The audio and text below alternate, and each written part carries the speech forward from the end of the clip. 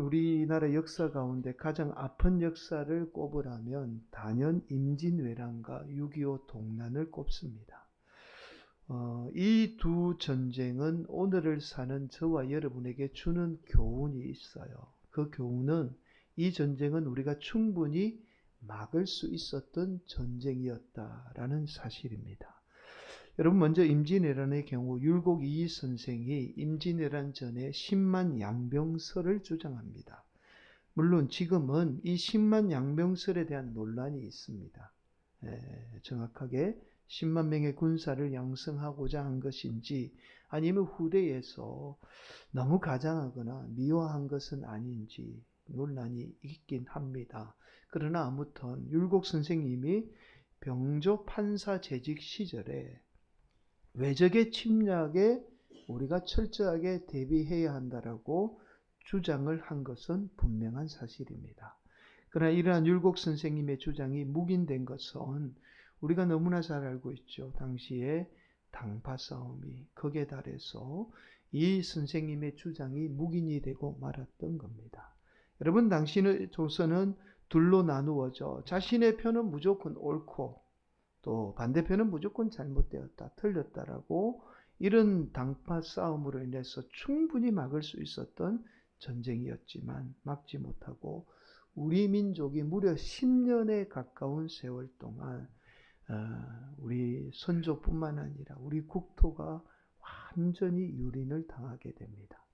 여러분, 6.25 동란도 마찬가지예요. 여러분, 6.25 동란의 원인이 여러 가지가 있습니다. 그러나 무엇보다도 가장 큰 원인이 바로 이념의 갈등 때문입니다. 여러분, 이미 남북이 분열이 되어서 이 북은 이미 공산 정권이 잡고 있는 상황이었고 남쪽은 이념의 갈등이 극에 달하게 돼요. 그래서 서로 죽창과 총으로 내 편이 아니면 남녀노소 심지어 지위고하를 분물하고 학살을 자행하고 있었습니다. 여러분, 이 틈을 타서 북한의 김일성이 소련을 등에 입고 남침을 감행하게 되었던 거예요. 여러분, 역사에서 만약은 존재하지 않지만 그러나 임진왜란과 6.25 동란의 경우는 최소한 우리 민족 가운데 당파 싸움이나 이념의 갈등과 분열만 없었어도 충분히 이 전쟁을 막을 수 있었던 전쟁이었습니다. 여러분, 많은 역사학자가 한결같이 하는 말씀이 있습니다. 그 말씀은 역사는 순환한다는 거예요. 이것을 역사순환론이라고 말합니다. 역사순환론은 인류 역사는 일정한 형태와 주기로 반복하며 같은 일이 계속 되풀이 된다는 이론입니다. 여러분, 그런데 80여 년마다 유사한 사회, 경제, 정치적인 위기가 반복이 되고 있다라고 주장을 하고 있어요. 여러분, 6.25 동란이 올해로 75주년이 되는 해입니다. 여러분, 그렇다면 역사 순환론으로 볼 때 80년이 되는 해예요. 앞으로 5년 후면 2030년이 되면 6.25 동란과 같은 아픔이 우리 민족 가운데 반복해서 일어날 가능성을 배제할 수 없습니다. 심각하게 우리가 역사를 바라보아야 하는 이유가, 오늘날 우리의 현상을 심각하게 바라보아야 하는 이유가 바로 여기에 있습니다. 특히 오늘날 정치 지도자들뿐만 아니라 안타까운 것은 종교 지도자들마저도 우리 사회의 분열을 조장하고 있어요.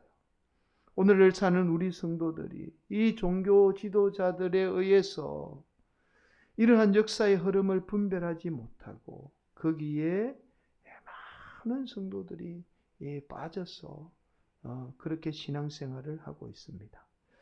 여러분, 어떠한 더 이상 우리 사이에 어떠한 분열을 조장하는 유혹에 넘어가서는 안 돼요. 분열된 이 나라, 또 저와 여러분뿐만 아니라 이 나라 이 민족 오직 예수 그리스도만이 희망이고 예수 그리스도만이 회복시킬 수 있습니다. 오늘도 우리의 성도들이 예수님의 사랑으로 거듭나 분열된 이 나라 이 민족, 나아가 우리 교회마저도 회복되는 놀라운 역사가 임하기를 간절히 축복합니다. 여러분, 지난 시간에 사도 바울은 자신을 죽이려고 했던 이 이스라엘 백성들 앞에서 자신을 변론하게 됩니다. 자신도 기독교인을 혐오하며 이스라엘 백성들처럼 자신도 이 기독교인들을 죽이려고 했던 사람이지만, 그러나 자신이 거듭난 삶을 통해서 세상을 다시 보게 되자 예수 그리스도만이 진리라는 사실을 깨닫게 되었다는 사실을 자신을 죽이려고 했던 이스라엘 백성들 앞에서 당당히 밝히게 돼요. 자, 그러자 사도 바울의 말을 듣고 있던 이스라엘 백성들은 더 분노하며 사도 바울을 죽이려고 합니다. 자, 그러자 로마의 천부장은 이 사도 바울을 이스라엘의 최고 권력기관입니다, 사내들인 공의회 앞에 세워서 재판을 받게 해요. 그 말씀이 바로 오늘 본문의 말씀입니다. 여러분, 사도 바울은 사내들인 공의회 앞에 서자마자 먼저 사내들인 공의회 의장이에요. 이 대제사장을 저주하게 됩니다. 여러분, 대제사장을 저주하는 것은 사도 바울마저도 하나님의 말씀으로 믿고 있던 율법을 훼손하는 심각한 범죄 행위예요. 자, 그러나 사도 바울이 이 사실을 모를 리가 없었어요. 사도 바울이 하나님의 말씀으로 믿던 율법을 어기면서까지 대제사장을 저주한 것은 사도 바울의 특별한 의도가 있었던 겁니다. 여러분, 당시 사내들인 공의회는 두 세력이에요. 오늘 본문에 의하니까 바리새인과 사두개인으로 딱 나누어져서 그렇게 구성이 되어 있었습니다. 여러분, 우리가 너무나 잘 알고 있듯이 바리새인은 부활도 믿고 또 사람의 영도 믿던 이 종교 분파입니다. 반면에 사두개파는요, 바리새파와 달리 부활도 없고 사람은 영도 없다, 영도 믿지 않던 종교 분파예요. 이 두 분파는 단순히 종교 문제만으로 갈등과 분쟁을 일으켰던 게 아니에요. 그러니까 이스라엘 민족 전반에 걸쳐서 경제, 정치 이 전반에 걸쳐서 이 이스라엘 내에 심각한 갈등과 분쟁을 일으켰던 세력입니다. 여러분, 이러한 상황에서 사도 바울 자신이 바리새파라는 사실을 밝히게 되죠. 그러자 이 사도 바울을 재판하기 위해서 모였던 사내들인 공의회는 한순간에 바리새파와 사두개파 간의 분열의 장으로 돌변하고 말아요. 여러분, 지금 사내들인 공의회가 모인 이유는 사도 바울을 재판하기 위해서 모였던 거예요. 그런데 사도 바울이 바리새인이라는 사실을 밝히게 되자 이 사도 바울을 재판하기 위해서 모였던 사내들인 공의회는요, 순간 분열과 갈등으로 어떠한 판결도 내리지 못하는 이 무능함을 그대로 오늘 본문은 드러내고 있어요. 여러분, 오늘 본문의 말씀은 사실은 사도 바울이 대제사장이죠, 아나니아를 저주한 사건 때문에 그동안 성경학자들 사이에 많은 논란이 되어 왔던 말씀이에요. 자, 그 말씀이 3절 말씀입니다. 3절 말씀 한 번 더 우리가 한 목소리로 봉독하도록 하겠습니다. 바울이 이르되 해칠한다미여 하나님이 너를 치시리로다. 내가 나를 율법대로 심판한다고 앉아서 율법을 어기고 나를 치라 하느냐 하니.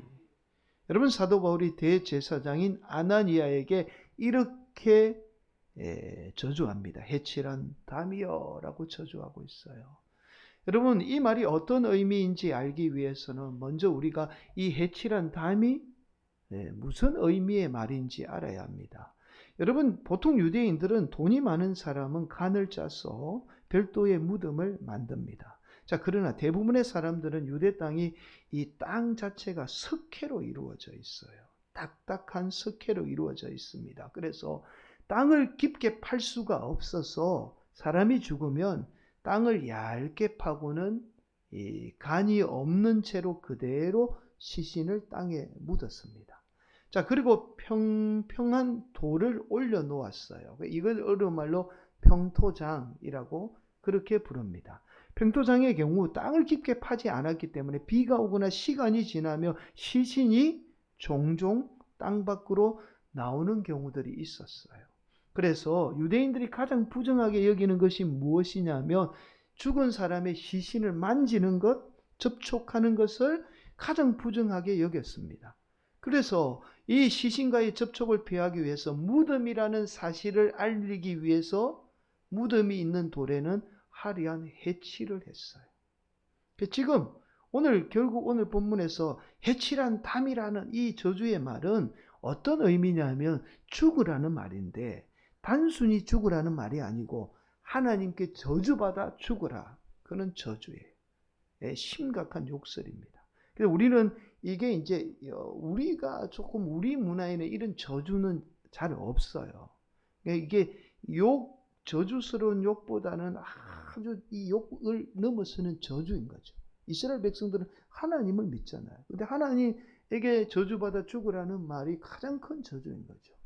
우리나라로 굳이 하면 이것도 비유가 잘 안 될 것 같아요. 야, 이 멍멍이 새끼야, 뭐 이렇게 이야기하잖아요.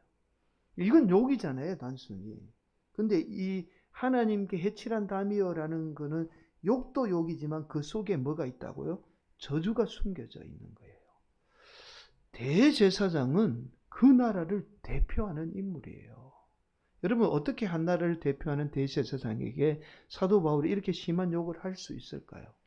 그래서 많은 학자들이 이렇게 이야기를 합니다. 사도 바울이 율법을 어기면서까지 대제사장을 저주한 것은 사도 바울이 대제사장을 알아보지 못했다. 왜냐하면 당시 이건 뭐 성경에 나와 있는 건 아니지만 많은 성경학자들이 그렇게 주장합니다. 사도 바울이 안질 때문에 앞을 제대로 보지 못해서 대제사장을 알아보지 못하고 이렇게 저주를 퍼부었다라고 그렇게 주장을 해요. 여러분, 그러나 오늘 본문은 그런 말씀이 아니에요. 여러분, 오늘 본문의 말씀은 이스라엘 민족을 대표하는 대제사장을 저주함으로 이스라엘 민족 전체를 비유해서 저주하는 말씀이에요. 여러분, 이스라엘은 제사장 나라입니다. 그런 나라에서 사도 바울이 대제사장을 저주했다는 것은 단순한 저주가 아니라 사도 바울의 입술을 통해서 대제사장을 저주함으로 이스라엘 민족을 지금 통째로 저주하고 있는 거예요. 여러분, 그래서 오늘 본문에서 대제사장은 이스라엘 민족을 나타내고 있습니다. 자, 3절을 다시 보게 되면 이렇게 말씀하고 있어요. 이제 여기까지 우리가 알고 3절을 다시 보게 되면 이렇게 말씀해요. 바울이 이르되 해칠한 담이여 하나님이 너를 치시리로다. 내가 나를 율법대로 심판한다고 앉아서 율법을 어기고 나를 치라 하느냐 하니. 여러분, 하나님이 너를 치신다라고 말씀해. 이 말씀은 앞서서 제가 설명해 드렸듯이 단순히 대제사장을 치신다는 의미가 아니라 누구를 친다고요? 이스라엘을 상징하는 대제사장을 통해서 이스라엘 민족 전체를 치시겠다는, 즉 누구죠? 이스라엘 민족을 심판하겠다는 하나님의 말씀이에요. 이해가 되시죠? 자, 여러분, 결국 오늘 본문의 말씀은 분열된 공의회의 모습을 통해서 분열된 이스라엘의 모습을 그대로 드러내므로 이스라엘의 멸망을 예언하고 있는 말씀입니다. 실제로 사도행전이 주 60년에서 65년 사이에 기록이 되었어요. 여러분, 우리가 잘 알죠? 주 70년, 사도 바울이 사도행전을 이 사건이 있고 나서 약 5년 후에 70년경에 이스라엘 민족은 로마 제국에 의해서 완전히 역사 속에 사라지고 맙니다. 심판받게 돼요. 그리고 2000년이 넘는 시간 동안 나라를 잃어버리고 유린하게 되죠. 그런데 이러한 원인이 로마 제국이라는 외부적인 요인으로 생각하지만 그렇지 않습니다. 이미 이스라엘 민족을 대표하는 공의회에서부터 오늘날 공의회는 우리나라의 국회와 같은 곳이에요. 이 공의회에서부터 심각한 분열과 갈등을 겪고 있었어요. 그래서 중요한 결정을 해야 될 문제에 결정을 하지 못해요. 사두개파 바리새파. 그게 뭐 어떤 옳고 그름이 중요한 게 아니라 내 편이 내는 의견이 무조건 옳은 거고 상대편이 의견을 내면 무조건 틀린 거예요. 이러한 심각한 분열과 갈등이 이스라엘 민족조차도 옳고 그름을 분별하지 못하는 완전히 이스라엘 민족이 무능한 상태에 빠져 있었던 거예요. 이들의 분열과 갈등이 결국에는 심판을 자초하게 되었던 겁니다. 여러분, 역사를 살펴보게 되면 역사의 흥망성쇠는 반드시 크게 5단계로 이루어지게 됩니다. 이것을 흥망성쇠 5단계라고 그렇게 역사학자들이 이야기를 합니다. 첫 번째는 발생, 그리고 발생한 민족은 두 번째 성장을 이루게 됩니다. 그렇게 성장을 이룬 민족은 세 번째 단계 분열과 갈등을 반드시 겪게 돼요. 그리고는 네 번째 단계 쇠퇴에 이르게 됩니다. 그리고 마지막 단계는 소멸하게 됩니다. 어느 민족이든지 이 5단계를 다 거쳐왔어요. 역사 속에 영원한 민족은 없었습니다. 로마도 망했고 대영 제국도 무너졌고 모든 것은 다 그렇게 5단계를 거쳐서 소멸했습니다. 여러분, 이것은 우리 인생도 마찬가지죠. 성장하고 그렇게 자라면서 나중에는 결국은 죽음을 맞이하게 됩니다. 여러분, 기업도 마찬가지예요. 개인의 사업장, 나아가 기업도 마찬가지입니다. 이 5단계 반드시 거치게 되어 있어요. 그래서 오늘 본문의 말씀은 공의의 분열된 모습을 통해서 소멸 직전, 심판 직전에 있던 이스라엘 백성들의 그 갈등과 분열을 그대로 보여주고 있는 말씀이에요. 바리새파와 사두개파의 분열된 공의를 통해서 옳고 그름조차 분별할 수 없었던, 능력이 없었던 이스라엘 민족에 대한 심판의 말씀, 예언의 말씀이 바로 오늘 본문의 말씀입니다. 여러분, 앞서서 말씀을 드렸죠. 세상에 영원한 것은 없습니다. 반드시 모든 것은 발생, 성장, 분열, 쇠퇴, 소멸이라는 단계를 거치게 돼요. 오늘날 한국 교회도 이미 분열의 단계를 넘어서 쇠퇴의 단계에 접어들었습니다. 여러분, 한국 교회가 급격하게 쇠퇴하기 시작한 때가 한국 교회가 앞선 세대의 목회자들, 목사님들이 본격적으로 은퇴하던 2000년에 접어들면서 한국 교회는 은퇴한 목회자와 후임 목회자의 갈등과 분쟁이 이어지면서 교회는 서서히 쇠퇴하기 시작한 거예요. 외부적인 요인이 아닙니다. 우리 안의 갈등과 분쟁이 이 쇠퇴를 낳게 된 거예요. 여러분, 지금 한국 교회는 60대 중반의 목사님들이 제일 많습니다. 대부분 노예나 시찰에 가보면 전부 다 60대 중반의 목사님들, 건 80%가 60대 중반의 목사님이에요. 그렇다면 앞으로 이분들이 본격적으로 은퇴하는 5년 후는 한국 교회는 본격적으로 갈등과 분쟁을 겪게 될 겁니다. 지금보다 더 많은 교회들이 분쟁과 갈등을 겪게 될 거예요. 자, 그러면 5년 후면 지금보다 한국 교회는 급격한 쇠퇴의 길에 접어들게 될 거예요. 그런데 앞서서 제가 이런 말씀을 드렸죠. 역사는 순환한다고. 놀랍게도 이 시기와 80년과 딱 맞물려 있습니다. 그래서 2030년경에는 우리가 예상하지 못하던 무서운 일들이 우리 사회에 일어날 가능성을 배제할 수 없어요. 사랑하는 성도 여러분, 이러한 교회의 소멸을 막는 길은 소멸 전에 일어나는 전조현상인 분열과 갈등을 막는 길밖에 없습니다. 언제나 그 사회의 빛과 소금의 역할은 교회가 했어요. 교회가 분열되면 그 사회는 분열되었습니다. 사랑하는 성도 여러분, 저와 여러분 이러한 역사의 흐름을 볼 수 있는 눈이 있어야 돼요. 그리고 우리 성도들이 먼저 갈등과 분열을 막아야 합니다. 여러분, 갈등과 분열을 막는 길은 우리 사회뿐만 아니라 교회도 마찬가지지만 오직 예수님의 보혈의 능력밖에 없어요.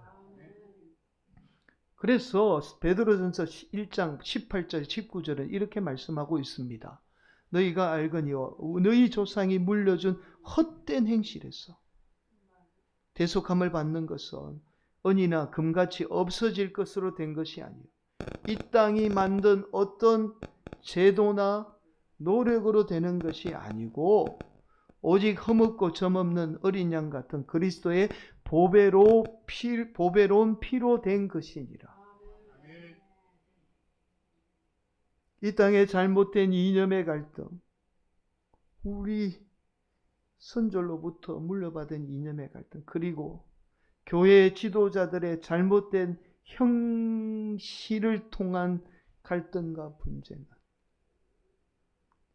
사실은 교회의 갈등과 분쟁에는 성도들에게 책임이 있다기보다는 욕망에 의해서 살아온 목회자들에 의한 갈등과 분쟁이 대부분이잖아요. 그렇다고 우리가 목회자만 원망할 수는 없는 거죠. 이러한 분쟁은 오직 예수님의 보혈의 능력만이 해결할 수 있습니다. 여러분, 그래서 민족이나 나라는 소멸하고 망했지만 예수 그리스도의 나라가 영원할 수 있었던 것은 바로 예수님의 보혈의 능력으로 산 성도들이 있었기에, 그 어려운 시대에 성도들이 있었기에 지금껏 예수님의 나라가 영원할 수 있었던 거예요. 사랑하는 성도 여러분, 저와 여러분이 예수님의 보혈의 능력하면 자꾸만 신비한 능력만 생각해요. 그 예수님의 능력, 보혈의 능력을 우리 성도들이 너무 잘못 알고 있어요. 그 예수님의 보혈의 능력하면 온갖 질병이 치유되고 막 귀신이 쫓겨가는 그런 능력을 생각합니다. 그게 예수님의 보혈의 능력이 아니에요. 예수님의 보혈의 능력은 예수님처럼 자신을 희생하며 남을 살리는 겁니다. 나 자신이 조금 희생하더라도 타인을 위해 사는 거예요. 내가 좀 상처받고 아파도 타인을 용서할 수 있는 마음, 그 마음이 바로 예수님의 보혈의 진정한 능력입니다. 이 능력이 회복되어야 돼요. 한국교회 성도들, 우리 교회 성도들도 이 예수님의 보혈의 진정한 능력이 회복되어야 합니다. 이것이 진짜 능력이죠. 이 능력을 우리 예수님이 몸소 보여주신 거예요. 사랑하는 성도 여러분, 오늘을 사는 우리 성도들이 이 예수님의 보혈의 진정한 능력을 소유하게 될 때 소멸해가는 한국교회, 분열된 이 나라 이 민족, 또한 우리 성화교회마저도 다시 회복하는 하나님의 은혜가 임하게 됩니다. 오늘 이런 은혜가 임하기를 간절히 축복합니다. 여러분, 불행인지 다행인지도 모르지만 우리 교회는 다른 교회보다 매를 먼저 맞았습니다. 그렇잖아요. 우리 교회가 지금껏 여기까지 온 것은 다른 교회보다 매를 먼저 맞은 결과입니다. 여러분, 하나님은 분명하게 말씀해요. 히브리서 12장 6절 이렇게 말씀하죠. 주께서 그 사랑하시는 자를 징계하시고 그가 받아들이시는 아들마다 채찍질 하심이라 하였으니, 여러분, 하나님은 오늘도 우리 교회를 사랑하시고 우리 성도들을 사랑하기 때문에 먼저 채찍질 하신 거예요. 여러분, 그래서 우리 교회가 먼저 매를 맞았다는 사실은 그만큼 다른 교회보다 더 희망이 있다는 거고 먼저 대비할 수 있다는 말이기도 합니다. 그래서 여전히 우리 교회에 희망이 있어요. 저와 여러분에게 예수님의 보혈의 능력이 회복되면 얼마든지 다시 새롭게 부흥하는 놀라운 역사가 일어날 수 있습니다. 여러분, 교회는 유기체라고 하죠. 이 말은 교회가 곧 성도고 성도가 교회라는 말씀이에요. 그래서 교회가 잘 되면 반드시 교회의 유기체인 성도 또한 잘 될 수밖에 없습니다. 사랑하는 성도 여러분, 오늘도 사랑하는 우리 성도들이 예수님의 보혈의 능력으로 거듭나서 우리 교회도 잘 되고 우리 성도들의 삶, 또 우리 자녀들도 복을 받는 놀라운 역사가 임하기를 간절히 축복합니다. 여러분, 나가사키 원폭 자료관에 가면 한쪽 그 모퉁이에 조그만하게 나가이 다카시라는 인물에 관한 이 자료 기록들이 있습니다. 나가사키 원폭 자료관이 엄청나게 커요. 근데 한쪽 공간에 조그마한 곳에 이분의 전시 공간이 마련되어 있습니다. 나가이 다카시는요, 나가사키의 성인으로 불리는 분입니다. 이분이 원폭 당시 원폭이 투여된 곳에서 700m 떨어진 곳에서 당시 이제 나가사키 대학에서 의사로 근무하다가 지하에 있다가 간신히 생명을 구하게 돼요. 자신도 머리에 동맥이 절단되는 심각한 상처를 입고도 살아남게 됩니다. 그러나 심각한 부상에도 불구하고 살아남은 의사, 의대생, 간호사들을 모아서 구호팀을 구성해서 사람들을 치료하기 시작합니다. 여러분, 원폭 피해자들은 그 자리에 죽는 사람도 있지만 그러나 대부분의 사람들이 몇 날 며칠을 고통 속에서 절규하다가 죽어가요. 그렇게 나가이 다카시는 3일 밤낮으로 원폭 피해자들을 돌보다가 3일 만에 자신의 집을 찾게 됩니다. 그러나 나가이 다카시는 자신의 눈앞에 온몸이 불에 타 뼈만 남은 사랑하는 아내의 시신을 마주하게 되죠. 두 아들은 다행히 외할머니 집에 있다가 간신히 목숨만은 구하게 됩니다. 나가이 다카시는 전쟁의 잔인함을 세상 사람들에게 알리기 위해서 원폭의 피해를 기록으로 남기게 됩니다. 그 책이 바로 나가사키의 종이라는 책이에요. 부제가 그렇죠. 그날에 나가사키에 무슨 일이 있었나. 일본은 일본대로, 미국은 미국대로 원폭의 실상을 숨기려고 했어요. 일본은 일본대로 이게 일본 사람들에게 알려지면 자신들이 전쟁을 일으켜서 이런 결과가 되었다는 이 원망을 들을까봐, 백성들에게 원망을 들을까봐 일본 정부는 나가사키의 원폭을 철저하게 숨기려고 했습니다. 미국은 미국대로 본인들이 만든 원자폭탄이 이렇게 수많은 사람을 죽일 줄 아무도 예상 못했어요. 이 사실을 숨기려고 했습니다. 그러나 이 책이 일본과 서방 세계에 알려지면서 원폭이 얼마나 무서운 무기며 얼마나 많은 사람들이 고통 가운데 죽어갔는지를 세상에 알리게 됩니다. 그리고 약 5년 후에 자신도 원폭의 피해로 인해서 결국에는 목숨을 거두고 맙니다. 나가이 다카시가 마지막 순간까지 사람들에게 외쳤던 말이 있어요. 5년 동안 일본의 사람들과 마지막 자신의 두 자녀에게 외쳤던 그 말이 한마디가 있습니다. 바로 애인 여기라는 말이에요. 일본말로 애인 여기, 우리말로 남을 내 몸같이 사랑하라 라는 말이었습니다. 여러분, 패전 후에 분열된 일본이 나가이 다카시와 같은 정말 소수의 기독교인이, 일본 사회의 소수의 기독교인이 여기 애인을 외치며 예수님의 보혈의 능력의 삶을 실천했어요. 그래서 패망 후에 이 일본이 완전히 소멸될 거라고 생각했지만 이 나가이 다카시와 소수의 기독교인이 여기 애인을 외친 결과로 지금의 일본이 존재할 수 있는 거예요. 사랑하는 성도 여러분, 여기 애인, 타인을 나 자신과 같이 사랑하는 예수님의 보혈만이 우리의 희망이며 우리 교회의 희망이며 이 나라 이 민족을 살리는 유일한 희망입니다. 오늘도 우리 성도들에게 예수님의 보혈의 능력이 회복되는 놀라운 은혜가 임하기를 간절히 축복합니다. 소멸해가는 민족의 교회가 우리 성도들로 말미암아 다시 부흥할 줄 믿습니다. 오늘도 우리 성도들 가운데 예수님의 보혈의 능력이 회복되어서 우리도 복을 받고 우리 자녀들, 나아가 우리 교회, 이 나라, 이 민족도 복을 받는 놀라운 역사가 임하기를 간절히 축복합니다.